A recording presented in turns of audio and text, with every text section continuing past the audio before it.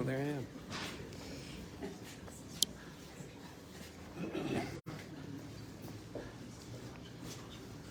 Boy, it's like we're in a library.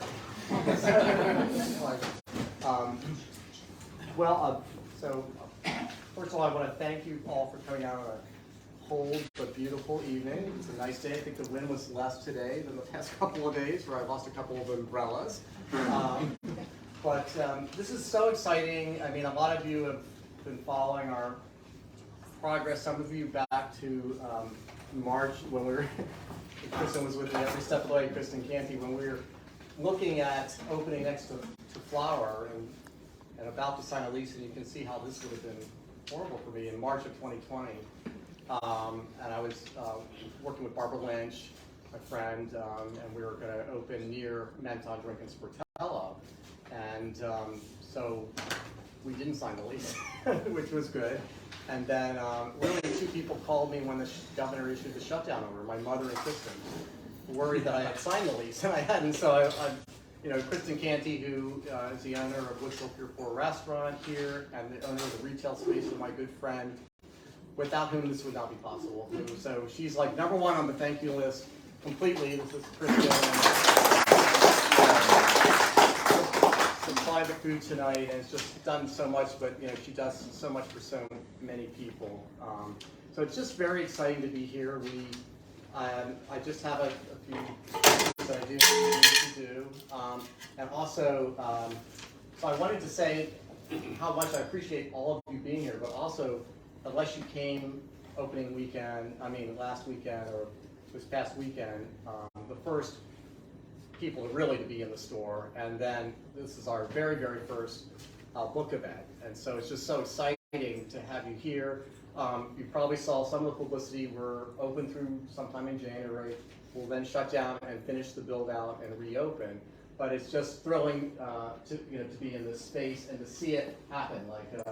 So these shelves are from Franklin Fixtures, these custom shelves, and a lot more coming in for the build out. We sell vinyl albums, so there'll be record bins here as well. And if you followed us in Provincetown, we do lots of events, and we look forward to having lots of events with you here. We hope that we'll be open in time for our big event on March 11th, but it'll be okay even if we aren't, because it's going to be at Woods Hill Pier 4 Restaurant. Konish McLeod, best-selling chef from Scotland, who will have a new cookbook out. He's got a BBC show. He will be here. And that event will have the phenomenal food from Woods Hill all night, inspired by the cookbook and libations and whatnot. So that's already on the website. One other events, a few, Diane von Furstenberg next year, John Wooders, all kinds of people. Stay tuned on the website. As soon as I get the word from the contractor when he thinks we likely will open, then we'll start scheduling those events. Just very, very quickly, hopefully you got, when this ends, if you didn't get your books yet, if you got a ticket that has books, we'll get those to you, and they'll be here to sign and everything.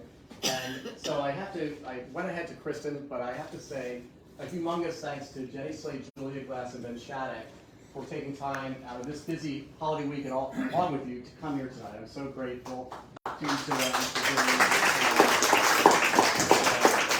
I love all three of them, and I know the person I know the best is Julie, who I've known for quite a while now, and who I just adore. And she doesn't like it, likes it, what I say, but she won the National Book Award for 3 Junes, which is one of my favorite books in the world. I have it here. If you haven't read it, it takes place in Scotland, the Greek islands, and New York City. How could you not love it, right? It's a beautiful book. And she's just been a longtime friend. She's the co-founder of 20 Summers in Provincetown. Check out their website. They have amazing events for a short period of time in the summer, but they're expanding their footprint and their presence and doing other things, music and writers and authors, just fantastic. So just running through very quickly, I guess I didn't say it, but I am Jeff Peters. I own the bookstore, and with me from our Provincetown store, I want to thank Richard Carey, who's here doing the live stream, who drove up from Provincetown to help us. It's not very busy there at the moment, so luckily he was able to come. So, okay, this couldn't have been possible, again, number one, without Kristen. And another time we'll talk more about that at another event, but I'm going to put it out. And then also, the wine is being supplied by Corsall Wines, and they are located, they're a new wine store, indie wine store located next to the Hyatt Place here in the Seaport. So they're phenomenal. Try to check them out. They've got a lot of things going on the holidays. They're another scrappy little indie store that fought to open and got open, and so I'm glad we're able to support them. I want to thank all the East End Books supporters who've been great, Pier 4 management and residents, our fantastic bartender in the back who we could not do without, McMahon and Associates, Architects, Commodore Builders, the City of Boston, the Building Department, the Hyatt Place Seaport, Craig Kennedy, Lauren and Marissa from P-Town, Richard Terry, Chris McLaughlin, and Long Sought Films, Zach and Maya were here. So, and then, thank you so much. And then I just wanted to quickly let you know what's happening to the audience going. I'm just going to now do a very, very quick introduction, and then Julia Glass will be moderating the conversation between the three of them, these amazing people. And then, time permitting, and you can ask some questions after, and then there'll be book signing, the food will continue, and everything else. And again, just thank you so much for coming. So, Ben Shattuck. Ben is a former teaching writing fellow and graduate of the Iowa Writers Workshop, is a recipient of the PEN America Short Story Prize and 2019 Pushcart Prize. Shattuck's book, Six Walks in the Footsteps of Henry David Thoreau, is a New Yorker Magazine Best Book of 2022, a Wall Street Journal Best Book of Spring, a New York Times Best Book of Summer, and a New England bestseller. His book of short stories, titled The History of Sound, will be published by Viking next spring. So that's very exciting. He lives with his wife and daughter on the coast of Massachusetts, where he owns and runs the oldest general store in America, built in 1793. That's Ben. And then, so Jenny Slate, I mean, we know all her amazing movies, TV shows, voices. I was telling her that I rewatched the other night Marcel with Shell with shoes on, crying, laughing, and feeling so optimistic about life, and as that movie does. And so if you haven't seen it, see it. And we have the book here that the movie is based on, and you can purchase. You can get that book, and of course we have Little Weirds here. So Jenny is, of course, a feature actress, author, filmmaker. Little Weirds is her most recent book. She's a stand-up comedian and the New York Times best-selling author of the children's book Marcel with Shell with Shoes On. She's been in many movies and TV shows, and also plays many cartoon animals. And my young niece and nephew just love her. And so I'm getting any book signed for them later, after you've got your book signed. So then, okay, Julia Glass, Vigil Harbor is her new book. It is incredible. It's set on a Massachusetts town. There's eco-terrorism in there, of course there's romance, maybe there's an otherworldly presence. It's a phenomenal, incredible book, so I encourage you to get it if you have not gotten it yet. She is also the author of The House Among the Trees, The Dark Sacred Night, The Widow's Tale, The Whole World Over, and of course 3 Junes. Her third book, I See You Everywhere, a collection of linked stories, won the 2009 SUNY John Gardner Fiction Award. She's won fellowships from the National Endowment for the Arts, New York Foundation for the Arts, Radcliffe Institute for Advanced Studies. She's taught for more than 10 years as the Fine Arts Work Center's summer program, and is now a Senior Distinguished Writer in Residence at Emerson College. She lives with her family in Marblehead, Massachusetts. So, thank you again for coming. Without further ado, I turn it over to these amazing people. Thanks,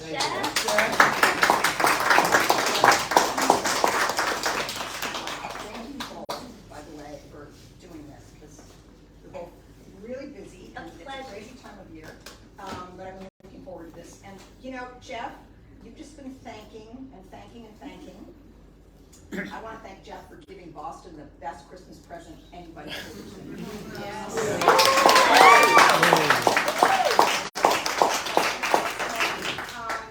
I realize that some of you have probably not been to, the mothership, although the mothership is about a third or a quarter the size, in Provincetown, which is East End Books, and I'll never forget when I walked in here. So, you'll forgive me for this, Jeff, but before Jeff had it, it had been a craft shop, and I was eager to get back to this craft shop and buy something by this artist that I had. So I walk in the door, and imagine I see instead that you had all the shelves. It was like the same place, but it was all books. And for an instant, I was like, "Hey!" And then I'm like, "Oh my God, it's a bookstore!" And then I met Jeff, and Jeff he's like bookseller extraordinaire. So you can be sure that Jeff has read like every book in this store, and he can tell you all about it. So Jeff, thank you for making this and so much else possible. So, wow. So Ben and Jenny, let's just start the usual way. I love both of these books, and I'm looking forward to your next books, whatever they may be. I didn't even know Marcel was a children's book. Yeah. So I can't wait to read it and get it. So I'd love each of you to talk a little bit about this book, about Little Weirds and about Six Walks, and then read a little something, like we want to get a chance. So, would you like to go first? Sure, I'll go first. Unless, So do you want to go first? No, I'm gesturing. Okay. Oh, you're okay. Well, also, I'd like to thank Jeff. Thank you for having me. I like things like this a lot because they help me to actually understand for myself what I'm doing. Like having to say what I do and what my book is about. Little Weirds is really I have written 2 Marcel the Shell with Shoes On books, which are for people of all ages. Little Weirds is the first book that I wrote for adults. I'm trying to project, but if it seems like I'm screaming, sorry. I can be more quiet. But I wrote this book sort of for myself, to see what I would be like if I just was trying to write something without trying to make people laugh or try to appear like any certain way. I was just kind of trying to figure out what I sound like, and I couldn't really do that through journaling because I think I'm such a performer that, or like narcissist / lonely person. I don't know what the combo is there, but and maybe other people feel this way too. Like when I would journal, I would still imagine it being received in one way or another, even maybe by myself in the future, which then would be painful. And so, I would immediately be embarrassed, and I just thought, but I am trying to write something, and most importantly, it's super fun and feels like relief when I'm writing, so maybe I should just try to write a book. And with all of the wonderful education that my grandparents paid for me to have, I still am really intimidated by the form of the essay, like say what you're gonna say it, say what you said. I've always had a really hard time with organization, and am easily intimidated, but I'm also really connected to my own feelings, and I know usually what they are while I'm having with them, although I don't always do the best I could with that knowledge. But I just thought, I'll just try to write a book about what I'm feeling right now. At the time that I wrote this, I was a couple months out of going through a divorce. I had done a lot of stand-up comedy and felt a lot of feelings that didn't seem like they belonged in that work, because they didn't feel funny to me, but they felt really important and that they were asking to be part of some sort of art. So this is kind of what that is. Some of the pieces are long, some are short, some are in the form of letters. I just tried to write whatever felt like it best fit into whatever little tiny bottle or giant cistern, whatever I could find to put it in. That's what is in here. And that's what that is. I don't know if that's a good enough description. No, yes. But one question I was thinking about yesterday is, so these are little weirds. Do you have big weirds? Yeah, I'm a big weird, I guess. Well, actually, no one's ever asked me that. The reason why it's called Little Weirds is because the final piece in the book, or maybe not the final piece, but one of the last ones that I wrote, which I won't read today because it's too long, but is called Blue Hour, and it really is about the kind of period in my life when I really realized that I could make a choice between abandonment and solitude, and I was trying to figure out what my own self-acceptance at that time would look like. And there's a line where I say, I I forget actually what it is, but I refer to all of my little weirds and just like keeping them close. And I don't even really know what my little weirds are, but I guess they are my peccadillos or my peculiarities or things about myself that I can criticize or shun. And usually I think like the little ones inside of us that were like, ugh, not now, or the ones that kind of like cry the loudest from the margins. The things about ourselves that we say like there's no place for you in my identity are the ones that like poke us with like super long poles from somewhere else. And so that's why I called it that, not because I'm like, ooh, look at me, I'm so weird, but because that line meant a lot to me in the moment, and then my editor was like, it's catchy. So it all works, but yeah. But yeah. Want to read us a couple? Yes, I will. I'll start with the longer one. And Julie said, like, what was she sort of? I got a little bossy. No. Shocking. I'm glad to. I am, at heart, I'm an actor, and I love being directed. I do. And then, like, the best thing about being an actor is, like, someone can tell you what to do, but you're always going to bring your creative thing. So, you can tell me to read anything, but in the end, I wrote it. So it feels really, like, it's not like you're like, read Ben's book, and I'm like, oh no, yeah. Although it would be an honor to read from both. One thing I learned from Ben that I also totally relate to on my side, just as someone who was like constantly in synagogue that felt like, when is this going to end? And there was no clock in there. Ben said something like a few years ago that like people really like to know when stuff is over, and I weirdly went at the same time, or before I met Ben, had a stand-up joke about how I think it's so scary in workout classes when you've already been working out for like 11 minutes and someone says, let's get started, and like how because you're like, oh, I definitely know so this is 5 minutes and 40 seconds long. I wrote it in here, the gift to myself in the past. Wrote this for myself now. She timed it. It's 5 minutes and 40 seconds. She timed it for her. It's called Letter Superego. Dear Miss Slate, we were absolutely thrilled when, roughly 3 years ago, you got your hands on an Adam Phillips article in the London Review of Books about self-criticism and the superego. We were encouraged when you seemed to take in the information and hold it up to your own interior experience. We looked on in approval as you paraphrased the article to friends and strangers, telling them things like, the superego is reiterative.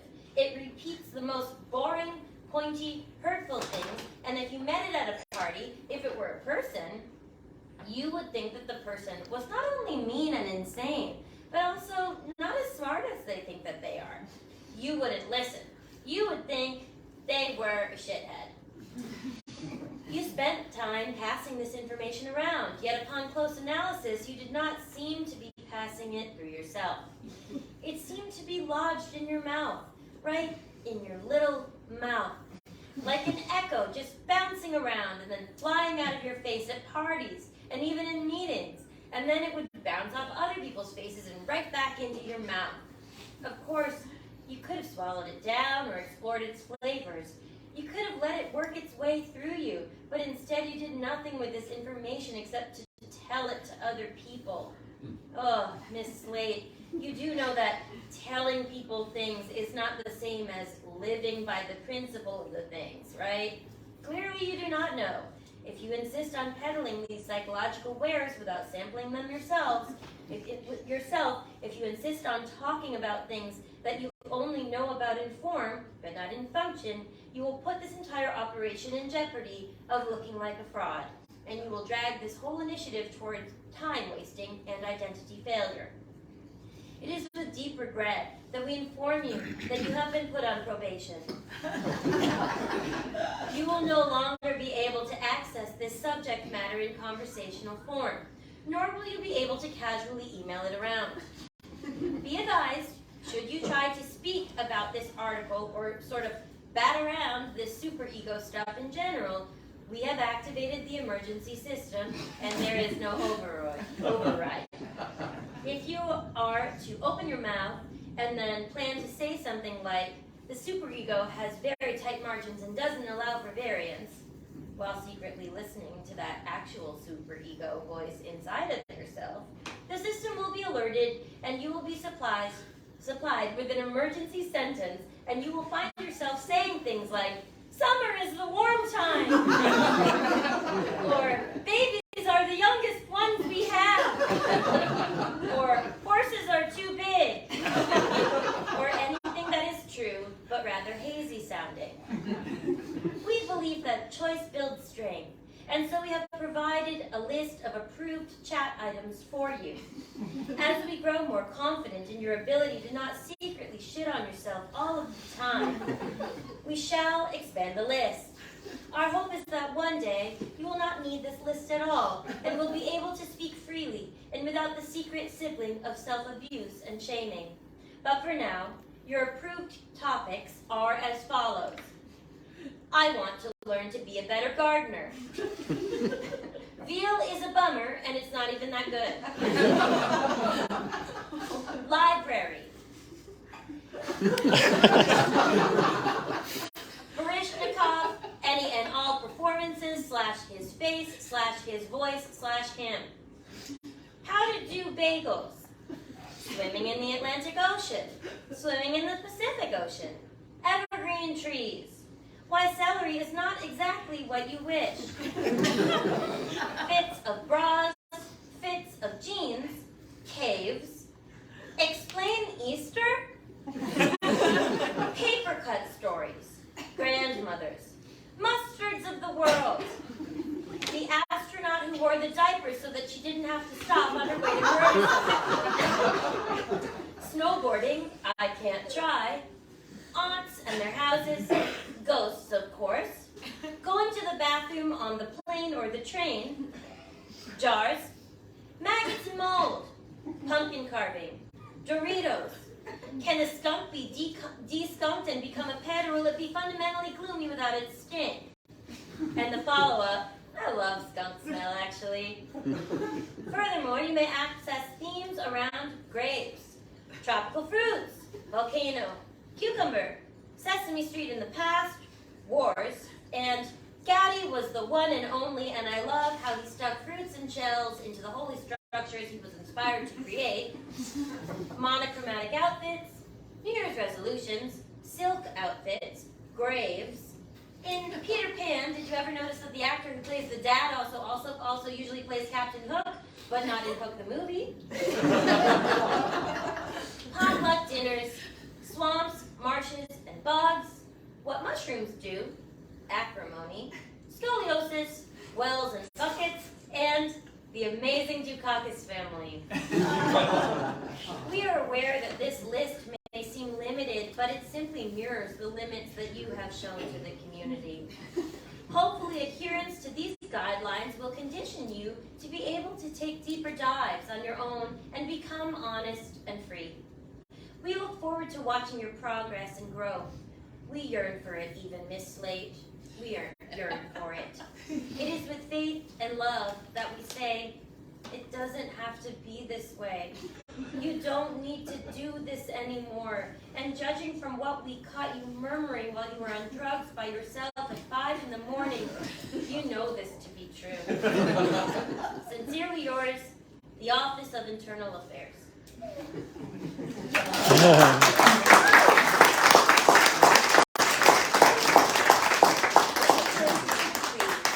Vary it up?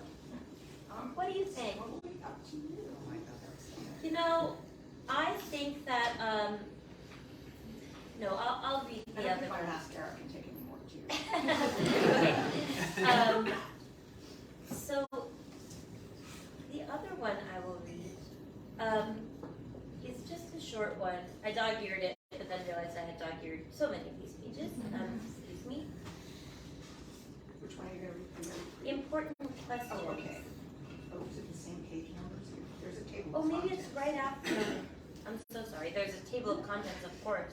Then it's a long But why refer to it? Maybe I'll just keep leaping through this. What am I doing? We're gonna find it. Erase. 125. Thank you. Okay. And then this is just a little one called Important Questions. I'm humble enough to admit that I don't know everything, and I'm secure enough to ask questions. Examples. How can I shrink enough to be small enough to respectfully ride a lamb or a dachshund? What would my body look like, specifically boobs, butt, hair, if I only ate food cooked by bolts of summer lightning? What happens if I put a spell on a tiny piece of paper, put that into a nectarine and bury it? What kind of tree could result from this action? Does the violin know about the cricket? Has a cricket ever lived in a violin? What if, when I felt a little off, I could flip up the top of my head and sprinkle just a few flowers around my brain, and then flip the top of my head back down? What if a moonbeam gets caught in my soup and I swallow it in a sip, and then I always float a little bit off the ground because there is a moonbeam in my stomach? Can I wrestle on the lawn? Can I sleep on the lawn? Who invented lawns? Who is more chatty, a squirrel or a seagull? When I die, will I turn into a ghost or just be garbage until I am part of a garden? That's it. I'd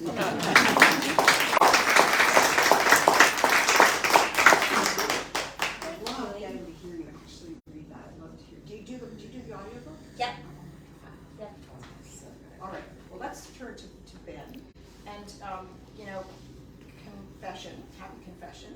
Ben and I actually did 2 book events together. I was so lucky that Ben's book 6 Walks came out at basically the same time as my book Vigil Harbor. So we did an event in Provincetown, we did one at Newtonville Books, and then I got to watch you do one not with me at the Provincetown Book Festival. So I really, and I never get tired of talking about the book. So I hope you picked something to read and talk a little bit about it. All right, yes, please. Yeah. So, Thanks, Julie. Thanks, Jenny. Thanks, Ben. I love how you did a brief and a 5-paragraph essay at the beginning of the competition. Yeah, I'm frightened by form. Yeah. And thanks, Jeff. This is such a nice space. Okay, I'll give a brief intro to the book. I always hated Thoreau in high school and college. I can understand why. Read him? That's sweet. No.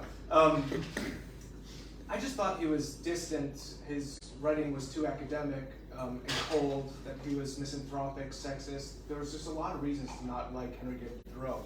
And I thought he was being propped up as a hero of American arts and letters because of, English, high school English classes.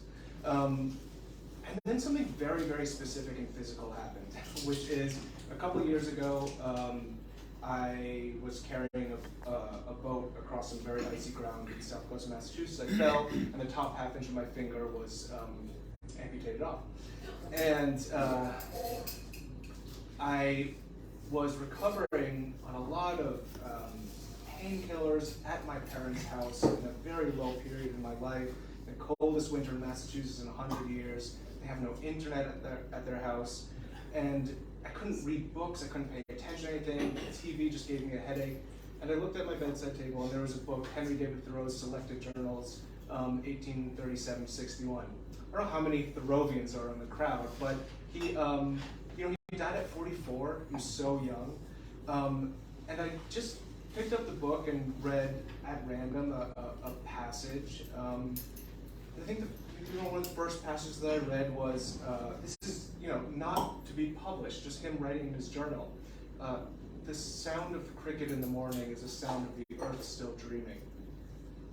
Wow, who is this person? And the next read another line about snow across a field in Concord, and then another passage at random about ice bubbles trapped in the ice. And you can see where this is going. The whole book was like a brick of gold. His journal entries are just so beautiful.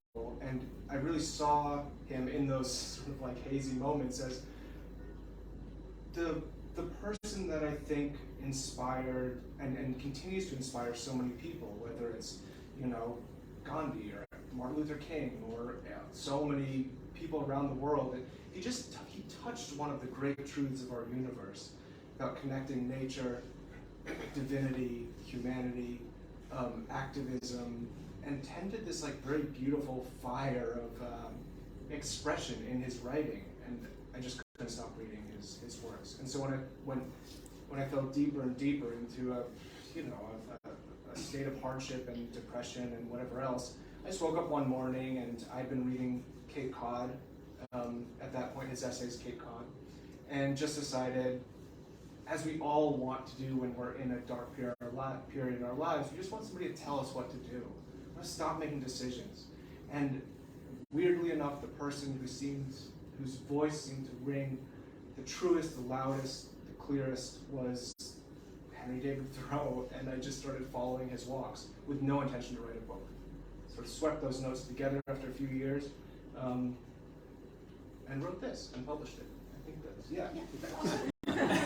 Just point out too that though you didn't perhaps write while you were walking, you drew, and there are these unbelievably beautiful drawings in this book that Ben did, as he was traveling around. And you can't really see them, but they're absolutely gorgeous and really add to the experience. Yeah, the book is a real 2-for-1 deal.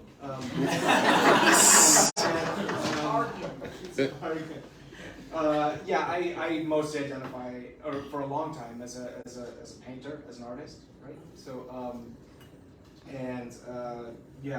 Thoreau was a terrible drafts person. Really? He was, which when I read at the Thoreau Society, a few people came up to me and had issue with that statement. But so funny. Anyway, but it's just you just have to look at his drawing. I think he wanted to be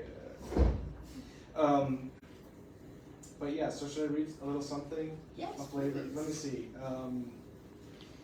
Okay, this will be 2 minutes.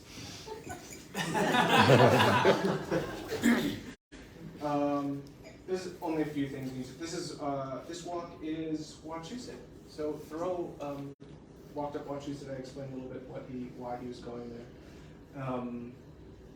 Wrote an essay, A Walk to Wachusett, which I highly recommend. The things you need to know about this is at the end I list the people that I met along the way in the first 2 walks. And I had, for this walk, taken MDMA, which is a type of ecstasy, to try to feel closer to nature, and that didn't work out at all. I'd be happy to.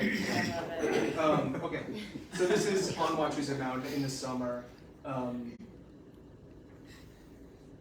Yes. After sunset, I watched the stars. The warm air shook the oak leaves overhead. I'd taken off my shoes and put my legs inside my sleeping bag. The uneven ground is an old bed that I love. The dreams, the nightmares, have been visiting me less now, 4 months after walking up Cape Cod. Maybe once or twice a week, and then it seemed to not matter that much. The stars, the ones between the channel of silhouetted oak canopies, must be a constellation, I thought. Unlike Henry, I didn't know the names of any constellations, save the Big Dipper and Orion. I have my phone, though, with a constellation app on it. I first saw the Southern Cross through the earth. Replicated digital stars washed through the screen as I lifted it overhead. I pointed the phone to the brightest ones. A figure then appeared, drawn by the connecting star points. The caption read below the stars, "The Swan." Before sleeping on Wachusett Mountain, Henry also looked up at the stars, and he also found comfort. It was satisfaction to know they were our fellow travelers still, he wrote, as high and as out of reach as our own destinies. Truly, the stars were given for consolation to us. Henry had walked to Wachusett, had sat up on the summit and looked at the stars as if they were given for consolation 6 months after his brother died. Was he doing the same thing I was doing? Was he walking to husk the dead skin of grief?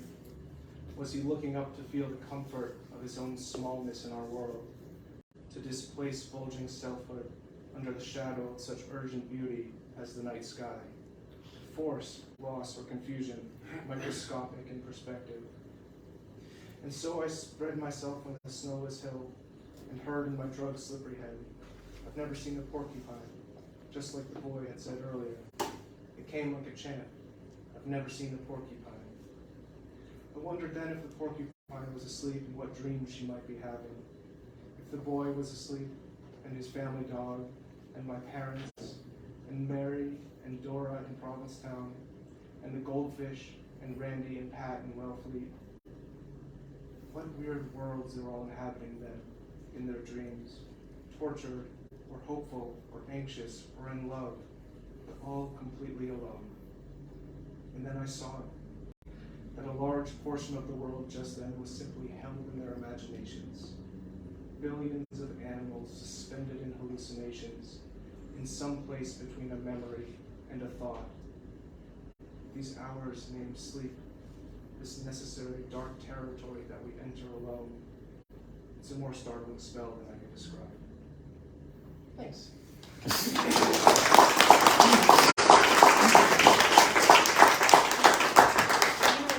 When you were reading that Jen knows what the porcupine is doing.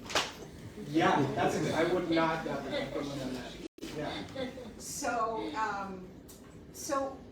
I was thinking about these books together yesterday, and I suppose that they could both, be shelved in a kind of limiting way under memoir, or something like that. But each of these books is quite unique. But they both begin for each of you, I think, in places of real reckoning, right? Really dark places. Now, both of them, and by the way, you read a really, really fun part, and you read a really reflective, moving, contemplative part. Both books are very funny and very serious, and like at one point you get in Provincetown when you're on that cakewalk for which you were utterly unprepared and have blistered feet and practically get sun poisoning. And then you end up in Provincetown in this bar on a rainy night, and you get like shanghaied by this older drunk woman. It's home with her. Not that she wants you to stay in her house. Yeah. So yeah. So anyway, they're really good. So here's the thing that I was thinking about these books. Ben, you approach this process of, let's just call it finding yourself. I kind of hate that expression, but through going out in the world. You're like, you set out on these expeditions, and also you have Thoreau. So we learn so much about your inner self through the lens of landscape. And it occurred to me that landscape, for you, I think, the way you inhabit whatever landscape you're in is a very important part of knowing yourself. I mean, maybe I'm wrong about that, but it feels like that in this book.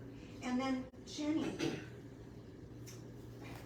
your way of showing yourself to us, reflecting yourself to yourself, is so corporeal.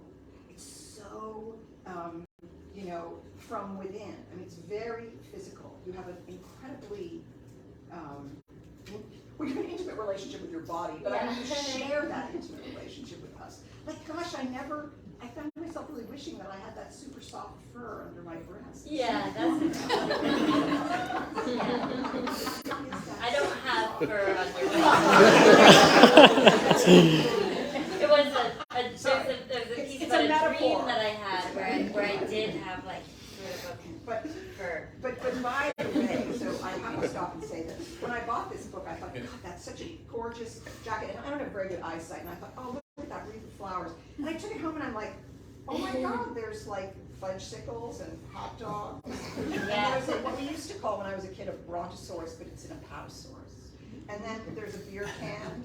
And then there's this amazing teal bra Yeah. It's like, I mean, I want a bra that color. So, and there's a question you I'll asked. look you up with that bra. I'll tell you when it's over.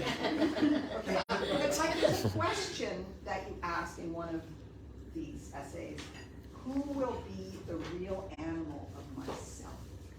Which I kind of carried with me from that point forward in the book. Now, I also have to say, like I hope all of you, I have seen Marcel the Shell with shoes on, and it's, I mean, all the cliches are true. You know, it's laugh, cry. It's a gorgeous story. It's so weird, like you. It's weird, and I know it also is in part a tribute to a grandmother. Visually, it's like nothing you've ever seen, and it's so tender. There's a place in the book where you talk about how you'd rather, as risky as it is, you'd rather have a tender heart because it's the only way to really know the other hearts in the world. But then, a month ago, I had the privilege of going to Jenny's sold-out stand-up comic night at the Wilbur Theater. Now, and I saw you kind of warned me. So Jenny wrote me an email and said, just so you know, it's kind of, it's blue, you said. That's what I said. And I thought, oh, it's really sad? And I'm like, no, I don't think that's what she meant. Well, so I was like, I sat actually like in the front row, and there you took me viscerally through lots of bodily experiences, but most viscerally through childbirth. At That's great right. length. Now, Yeah. somehow Mother Nature is supposed to give you amnesia after childbirth, but you didn't get that message. No. Like, so I certainly won't have to recreate any of that because one of the two children I gave birth to is sitting in the front row here. So Shout out. But I really saw you inhabit and share the inhabitation of your body so out there. I mean, it was an amazing experience, but it's like the other side. So Yeah.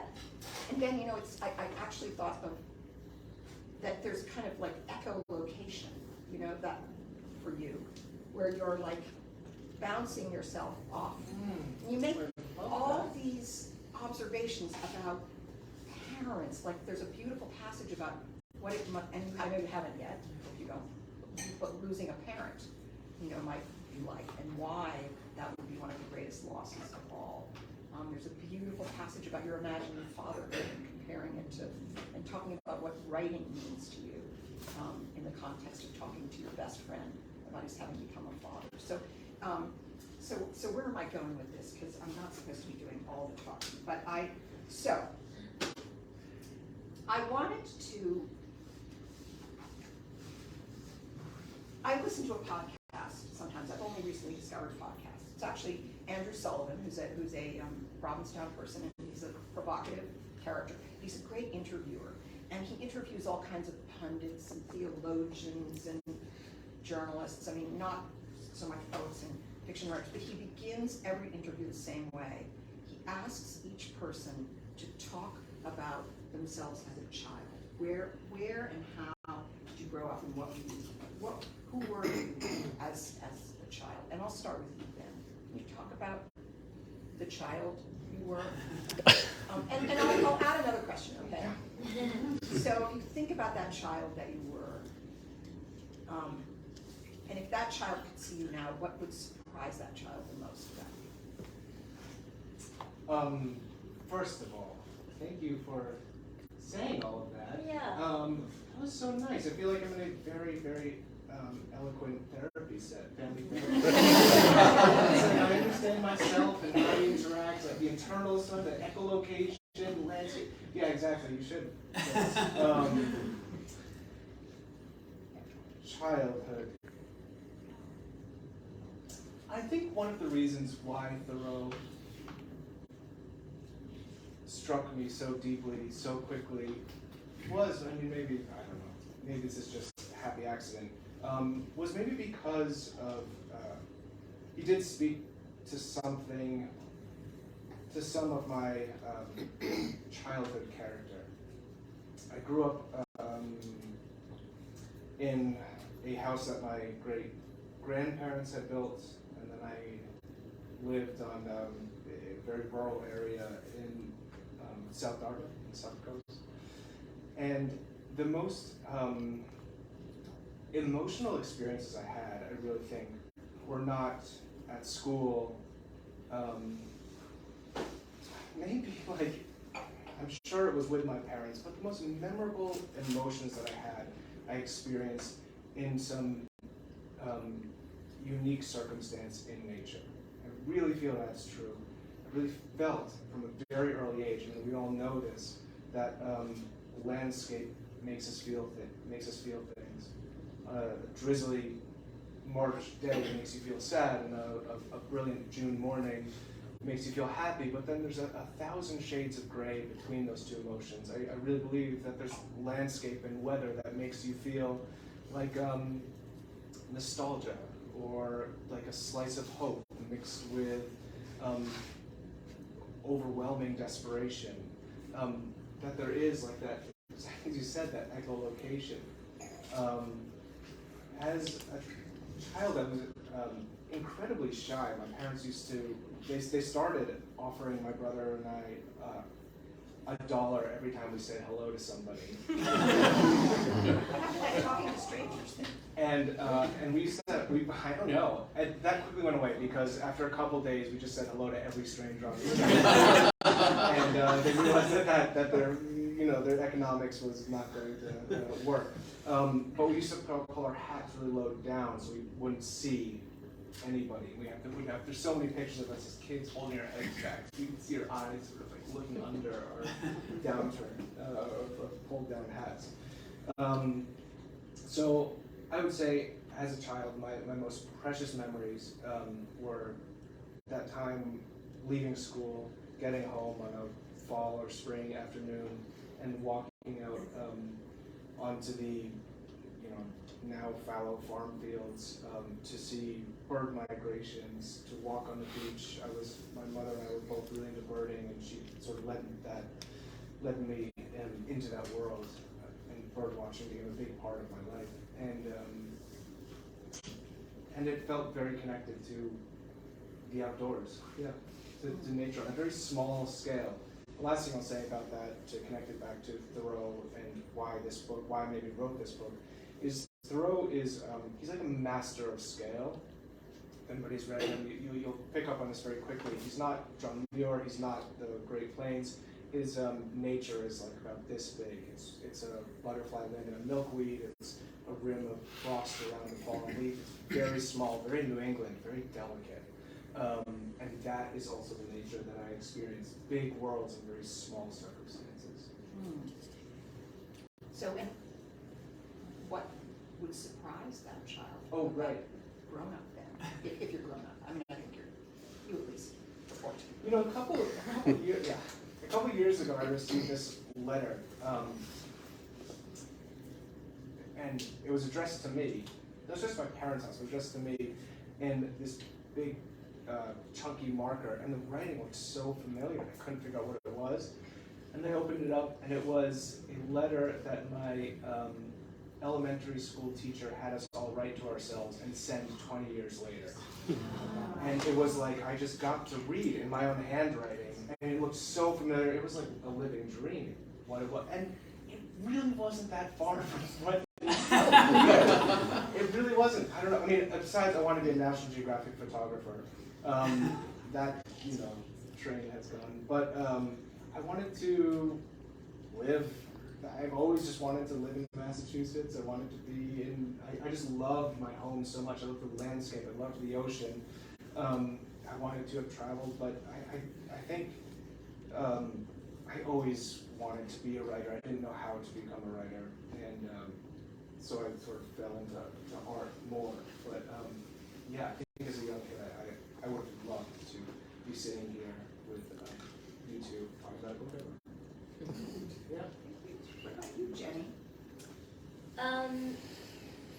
I was the opposite of Ben in that I wasn't shy at all, and I really wanted everyone to notice me. But I did live in like a pretty tiny portion of like culture or the world, like our access to TV was really restricted.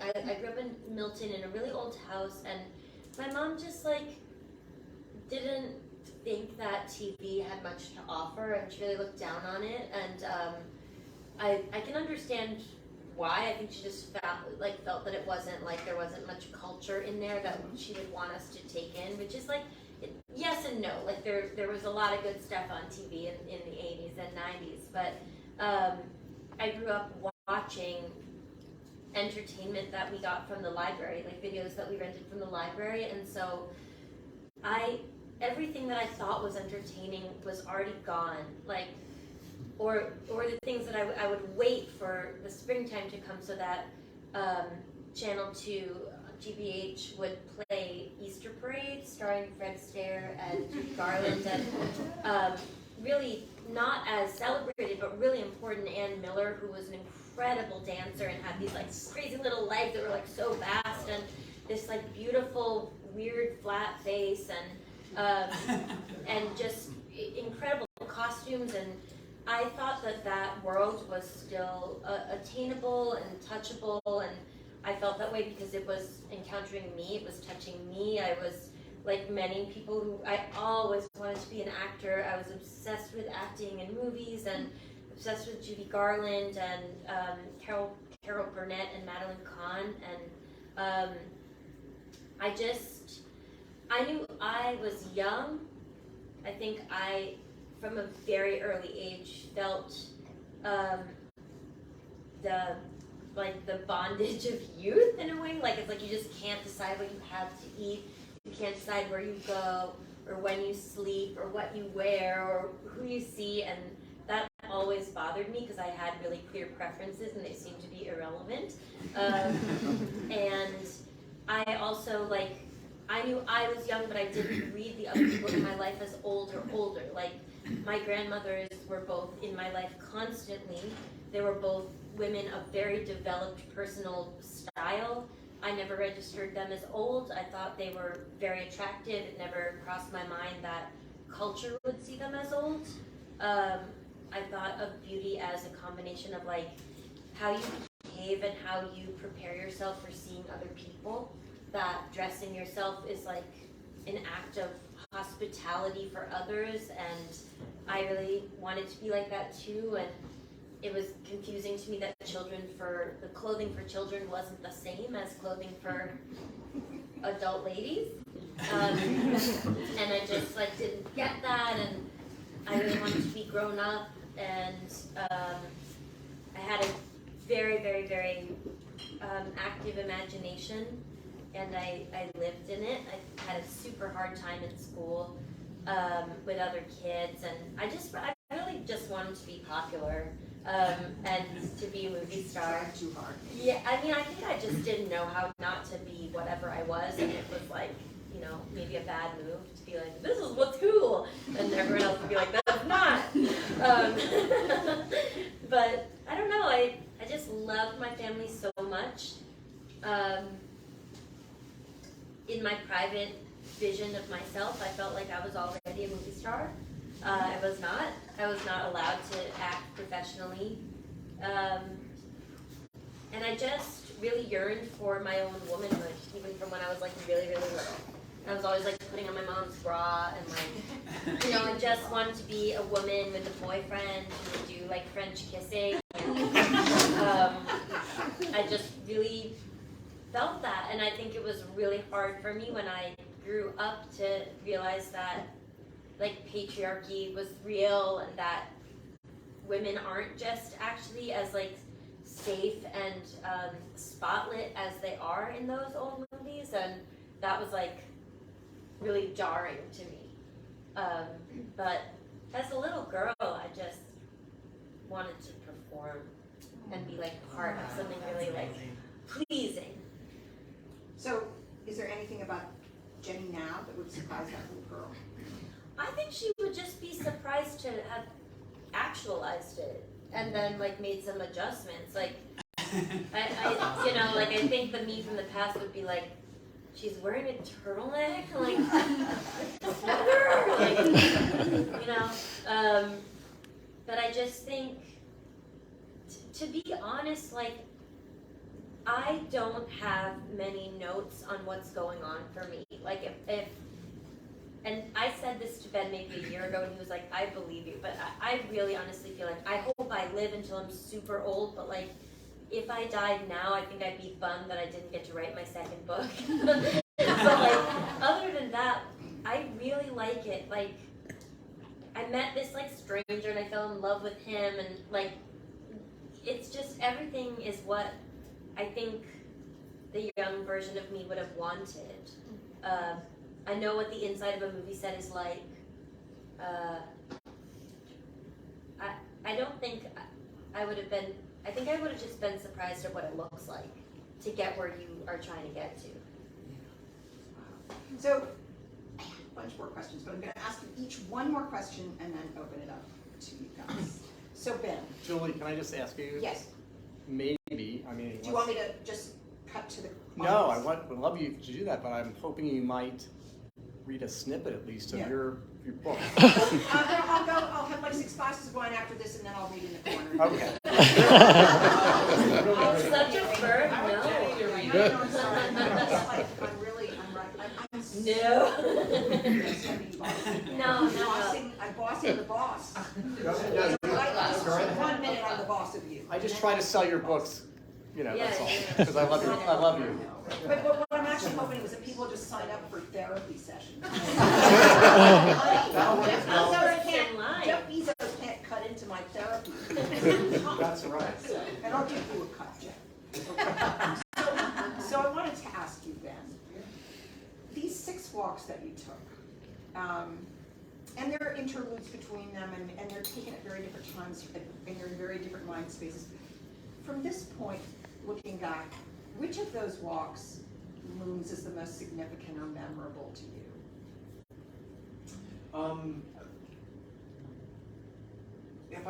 If the first walk up from Cape Cod on the outer beaches all the way up, if that hadn't led to such small revelations, kindness from strangers, feeling of calm, then I would have never taken the other walks. I just felt like taking that first step out the door, to vaguely quote Bilbo Baggins, was the hardest. And anyway, and then through that walk, I realized, it meant so much to take a walk like Thoreau, and what that means, I think, is not planning too much, not like taking selfies and putting on Instagram, like just letting the winds of chance sort of blow across your face and feel like you're submitting to the universe a bit, and see what happens. Without sunscreen, yeah, I was like wildly unprepared for whatever. But and the walks a lot of them don't take a lot of time. Just because, for instance, Thoreau walked from Concord to Wachusett. If you try to do that now, I mean, you almost couldn't do that now because of suburban sprawl or whatever else. And so I really cherry-picked those moments and how I would encounter Thoreau on those walks, or how I would sort of hear the echo of his walks. So yeah, that one. And then what was very fun is talk about imagining yourself in the future. I say the Cape Cod walk because it ends with the Cape Cod walk too. And it's really 5 walks and one is the same. When I was going on that first walk, it just felt like I was single. I was living at my parents' house. Like nothing seemed like it was going my way. I didn't have any book deal. I couldn't do anything. There's nothing happening. And and then I took the 6th walk up the Cape, and by then this book was already in the process. And I went there with Jenny, who was pregnant with her daughter at the time. And it just felt like, and to see the same landscape, and it just felt like one of those moments of return, and of all of a sudden, as I say in the book, the high tide of my life had come in, and it seemed so unexpected and such a gift, and it was just a reminder that your wildest imagination cannot predict what the future will bring. And it was, again, submitting to the universe. Yeah, so the Cape Cod walks. By the way, I just want to say, I really am so excited about your short story collection coming out. Thank you. Again, I'm going to go to be one of the earliest readers. You will absolutely. And I also, one of the things that was not mentioned about you in your bio, of course, you know, you're actually, the only thing you're not is a National Geographic photographer. But Ben is also the founder of these amazing writers and artist residencies on Cuttyhunk Island, and that's how I met Ben. I got lucky enough, you invited me to be a writer there, and I will never forget that they get around on these golf carts, and Ben was in this place where like marriage was like this, like I'm never getting married, and we would ride around this golf cart, and I would be really bossy, like young man, marriage is okay, you know, you're gonna leave, and I just sort of had this memory, and then I didn't see you for a while, then I read in the gossip column in Boston Globe, and you were like engaged to Jenny, and I'm like, who is this Jenny Slate? She good enough for this young man, Ben? I don't know. That's hilarious. It's come around. So I'm sure everybody knows that Marcel the Shell with Shoes On is being, if you Google Marcel the Shell with Shoes On awards, you're gonna like be scrolling for like all day long for all of them. And it's actually wonderful how many different awards there are. And you've already won a couple, and then you're up for, among others, the Golden Globe.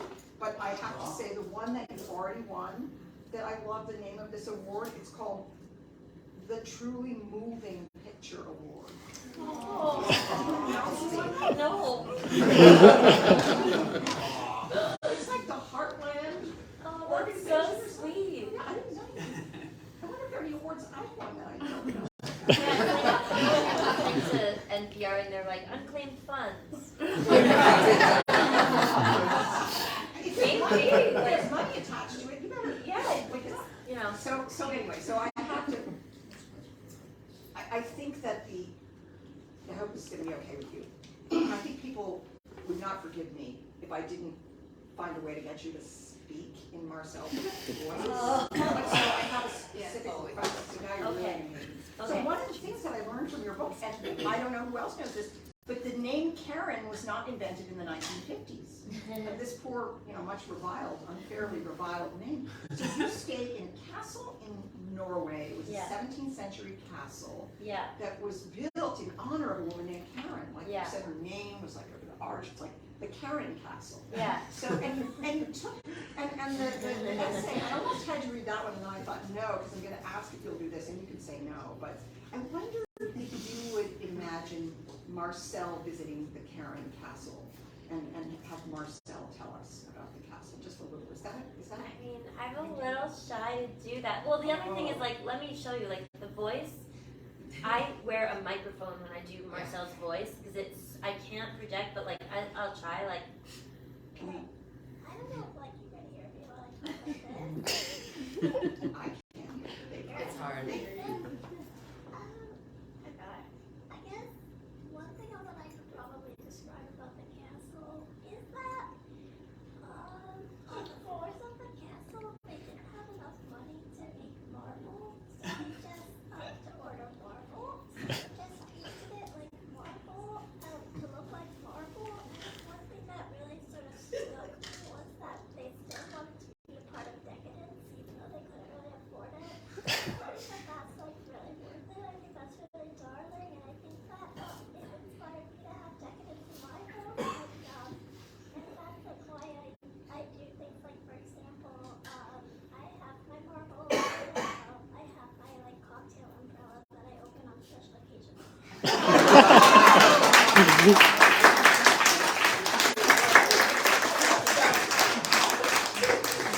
So, audience questions.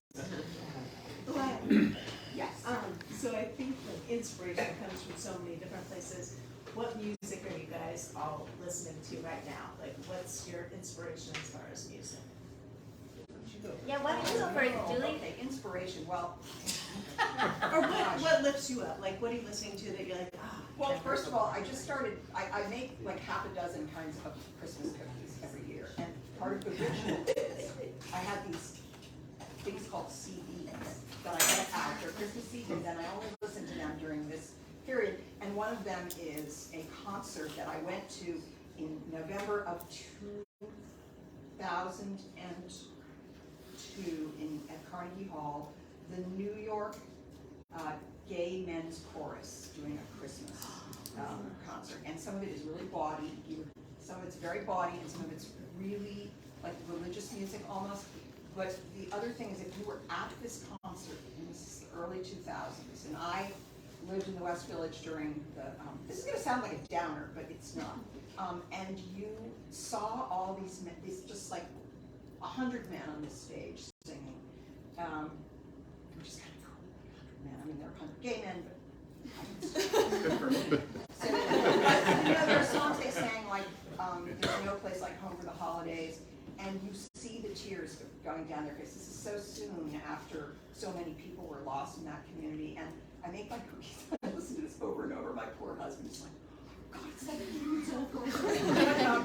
But I've been listening, you know, I'm still really morning Sondheim. I love Sondheim's music. And yesterday I sat down, I was meaning to do something constructive, and the Turner Classic movie was just sort of playing, and it was Summer Stock with Judy Garland and not Fred Astaire, Gene Kelly. Yeah. And I just sat down and watched it. And you know, Judy Garland is amazing. So I don't know. I listen all over the place, but I'm not caught up on, you know, current music. I'm sure you'll have to over Christmas. You can introduce me to some new music. We're on my horizons. So what about you guys? I listen to a lot of old time music. Listen to a lot of fiddle music. Yeah, I don't think anybody really. They're not. It's not like Sondheim. I don't think anybody would recognize any tunes, but yeah, for some reason I just love that old music. Yeah, also like actually around this time, maybe it's winter, maybe I don't think it has to do with Christmas, but I love listening to many people I've heard Hildegard Bumping, and yeah, I just love that. It's like that marching, beautiful light. That gets me pumped. Yeah. She's a like medieval nun who wrote music that came to her from the sky, and it's, you know, those musical notations and transcriptions survive today, and then groups sing. It's extremely beautiful. Yeah. So anyway, old nun music. Yeah, Ben is 400 years old. So weird. He's immortal. I have a completely different music taste than Ben, and we have zero crossovers basically. So funny. It's like we actually just don't like the same music at all.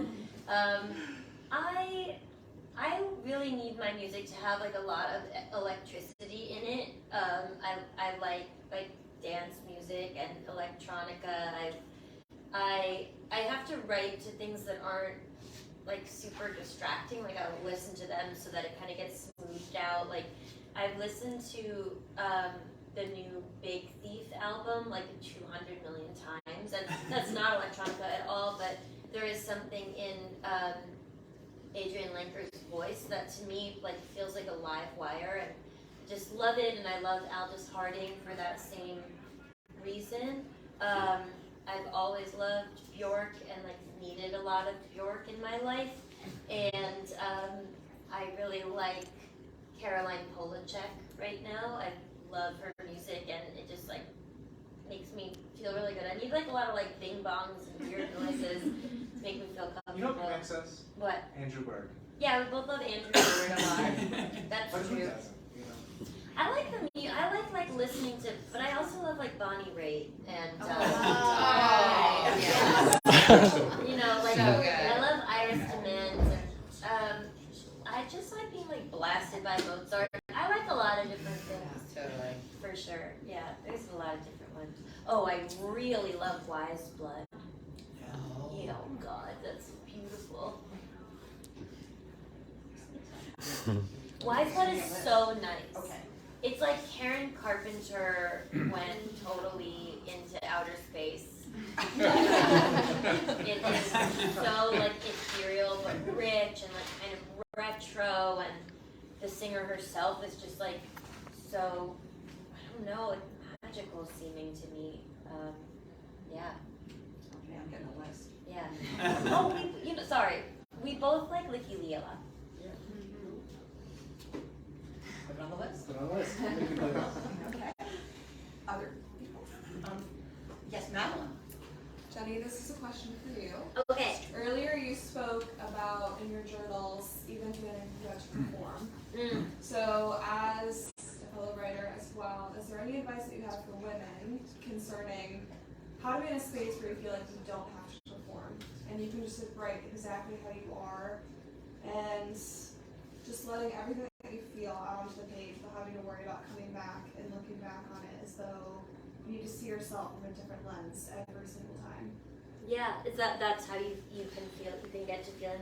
When you said that, I really resonated with Yeah. that because I experienced that as well with my own writing and even journaling with my own personal feelings. So I guess I just want to know, is there ever a time where you feel like you're able to put yourself outside of feeling like you're performing and you can just write how you want to write? Well, I mean, I am a performer, and it's kind of like don't bite the hand that feeds you. You know, like I love performing. I think what I don't like is feeling like I got myself into an emotional contortion in order to fit into a shape for someone else, or let's even say like a threatening cultural movement or cultural occurrence or persistence. And for me, and I really like, again, like unlike the other two people out here, like I am not actually an expert in this at all. But my advice would be like try to locate that thing that you just like really like when you're doing it. And I think when we were talking really briefly before, you did say like, you know, sometimes you can get into a flow where you can kind of do your work, and I am so interested in finding those tiny moments where there's something inside of you that is not criticism, but that's more like akin to when you're getting dressed and you like put something on and you're like, this isn't it, this isn't what I'm trying to do. And really isolating those micro moments where you're starting to go down a path and there's something that just says like, this isn't what it would be if I could make it be exactly what I would want it to be. And like sometimes that means, and you're writing a novel, you know, I don't write narrative fiction, but a lot of times the way that I can move forward is just by saying like, this isn't part of anything, this isn't connected to before, this isn't part of anything, I'm just going forward, and to finish as much as I can in the time that I have, and then return to it when I return and like read it through and then make cuts. But so I think what I'm trying to say is like, I don't think it's bad to perform.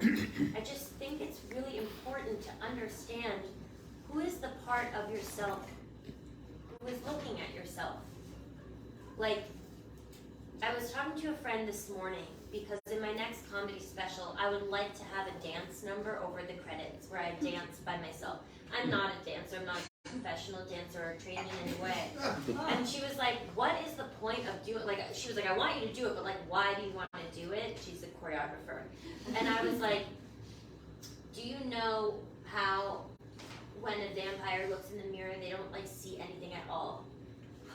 Like, if I were doing stand-up and I were looking in the mirror, I wouldn't want to see a woman holding a microphone. I would want to see a woman in a full-body leotard wearing a big flower on her face. So that's like what I'm trying to show. It's just a comedy set through dance. And like, there's just a part of myself as my own audience member that knows how I want to see it and feel it straight down to the bottom of my psyche. And I'm just the only one that's going to be able to provide that for me. And like, it doesn't even take, I don't think, like throwing off patriarchy or like throwing off your class members or other people who might read your work. I actually just think it takes like knowing what you like that's such a vague answer, but you might know what you like. Like, my whole book is just like what I like. You know. Yeah. I don't know if that makes any sense. It does. And Thank you. I don't know if you can dance, but baby, you can sing. Oh, that's sweet of you to So, say. there's this really charming rom-com that Jenny's in, because I was trying to do all my homework before this, called I Want You Back, Mm-hmm. available only on the evil Amazon. Sorry about that. Whatever it is, then go for it. Yeah. And you burst into song, you sing Suddenly Seymour. Yeah, And it's yeah. like, and I thought, oh my God, I think I see Marcel the shell with shoes on Broadway. It would be nice to sing more songs as Yeah, you myself. sing, you sing. Okay, maybe like two more questions. Jacques. So this question for all of you. In addition to being phenomenal writers, you're also all artists of other forms, whether that's visual or performing. In what way has that shaped your craft and your writing? Do you think it influences you, or what you write, or how you write, or anything? Well, I'm going to go first because that is a question I get, because I was a painter through my 20s, majored in art in college, and really only started writing fiction. I'd written in the high school literary magazine, but really started in my early 30s. And then my first novel was published when I was 46, which is inspiring to some people and terrifying to others. But when I turned toward writing, I thought, oh my God, I wasted all those years. What was I thinking I was supposed to be writing all those years? And I was wasting my time painting. And it wasn't until my first novel, 3 Junes, came out, and I actually began to read from it, and also read people saying about it, that it's a very, very visual novel. And I understood that I wouldn't be the fiction writer I am if I had not looked at the world so seriously, because I was a realist of sorts, not a very good one, but, attempting to, put what I saw on the page, but drawing and painting. And I don't draw or paint anymore. Maybe I will again, but my writing would not be what it is without that history. Okay, I'm like Julie, I guess. I think much of my writing is translating images, and I've had to do a bit of screenwriting, and that is just like such an enjoyable task for anybody who's a visual writer, because you're just taking you're making blueprints for somebody, and they're scene-based, visual-based, and you don't have to worry about, I don't know, interior monologue, whatever. There's just so much. Just this is what the world looks like, and you're setting it up like that. So, and that really came from my dad is a painter. He paints in the Hudson River School tradition. He's a landscape painter, and I grew up on the floor of the studio doing homework there. And I knew by 5th grade what negative space was, what foreground, middle ground, background, perspective, all that stuff was. Those terms just floated around in my head, which is why I went into visual arts. It just came so naturally. So I think it's almost exactly what you said. I think for some people, like, you engage with writing because you just like the texture of language, you like the sound of language, you like reading, you want to be part of a tradition. For me, it's just like, what a fun way to translate the visual world into a thing that can much more easily be seen than just a painting. If you describe it perfectly and describe it well. So it's sort of like a puzzle. I really like that. And I think the last thing that I learned from visual arts, well, I paint and draw representationally, figuratively, and what's strange about that is, like, that's a really old-fashioned type of art these days, right? I mean, and it doesn't take, everybody loves Tolstoy, Dostoevsky, any of the writers of the 19th century, but if you look at Sargent paintings, Charles de Salm paintings, whatever, they'll say, like, oh, those are old-fashioned paintings. It's so weird to me how visual art has somehow been labeled from that period as old and out of date, but the writing from that time is still held as the gold standard, and it can feel really modern. I would say there's like that's a break in what the art world is, how the art world is functioning. There's a lot of universality and real striking moments in art from the 19th century that the literature has as well. But that in a type of art that I participate in, I always wanted, I loved like novel forms, I loved essay forms, I loved form and formality that you see in that old art. So I think this would also let me, like I was never going to be a poet.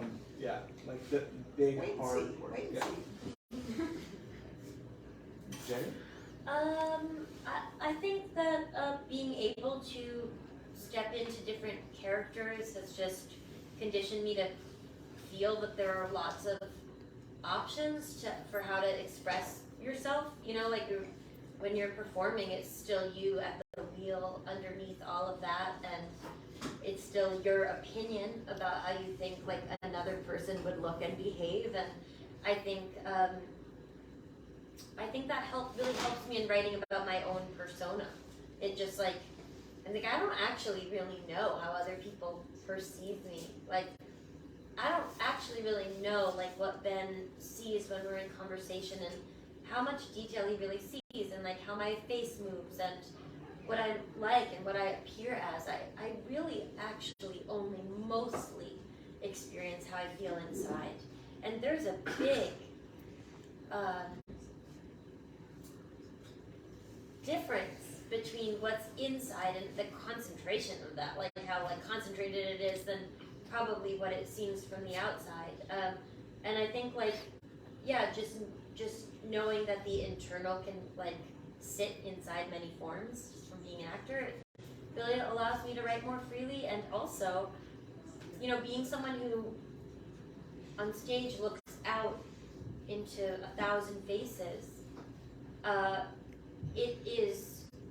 it's really encouraging to be like, one person here probably knows what I mean, you know? And like, I think when I'm writing, a lot of times I imagine like a big audience, and then I just try to make up one identity who would understand everything that I'm saying. And instead of narrowing myself so that they could get like one tight laser of information, I like make them in my mind like an accepting person who likes everything that I like. And that's, you know, it's like an image that I have, like one person in the theater. So, one more question. Ben, So you're two very different writers living under the same roof. And I can imagine that being both really exciting and fairly fraught. Like if my ex-wife and I read each other's writing, we would have ended up on the news. And I wonder what that's like for you, and how do you read each other's writing? How do you navigate there? Do you workshop each other? How do you navigate that in the that was house? a question I wanted to ask about cross-pollination. I don't think it's, I mean, I sort of feel like living with Ben is like the weird privilege of getting to live with like a merman or like a unicorn. Like, I can't believe this is happening. I actually don't, I don't actually think we share that much work, to be honest. Like while we're working on it, not really. I will share far sooner than Ben will share.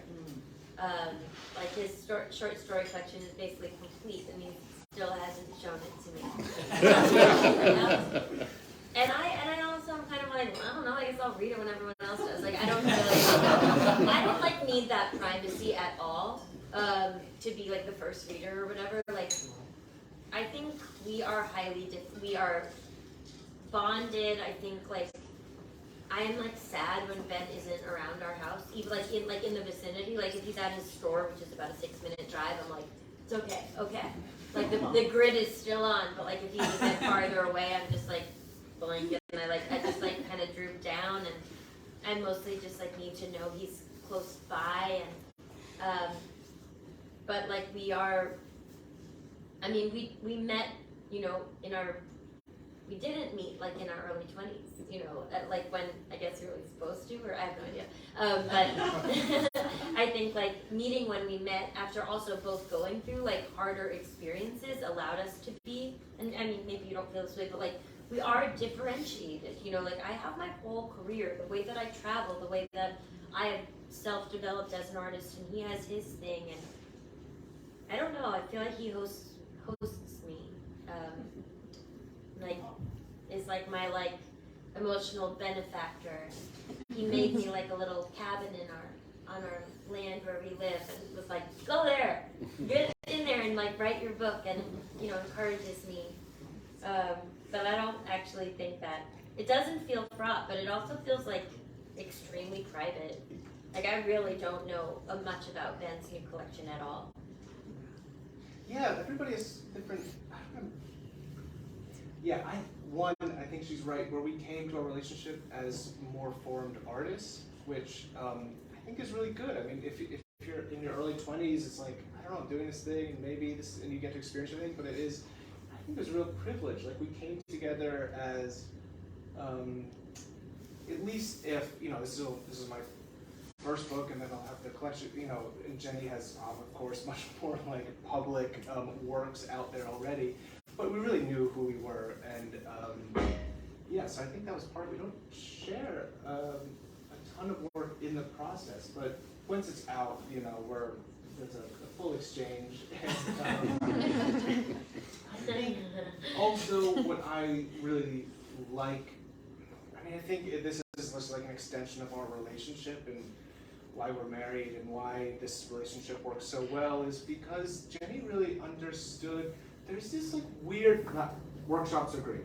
but I went 2 years through Iowa Writers Workshop, and I really don't necessarily agree with that like share to make it good and like be destroyed by 10 people in a workshop and feel really bad about yourself and then like think, why even writing? Like, what is this? You have to be supported by 10 people. Yeah.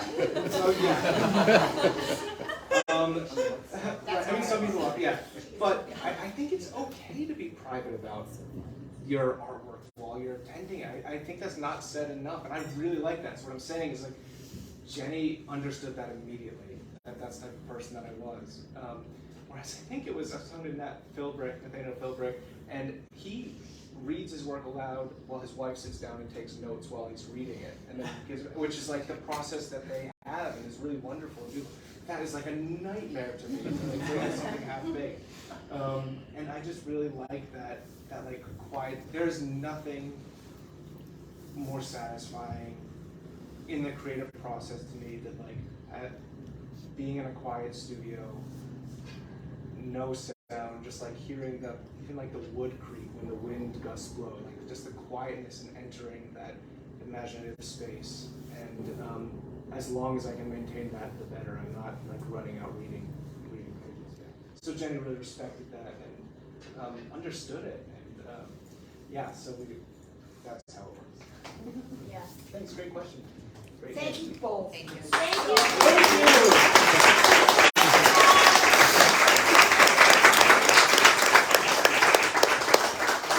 Everyone, for the live stream audience, I did get the note we'll get the books signed from people watching the live stream bought books. I also have a list, and our wonderful authors will be here signing books, and I'll be getting them wine and food, so don't worry.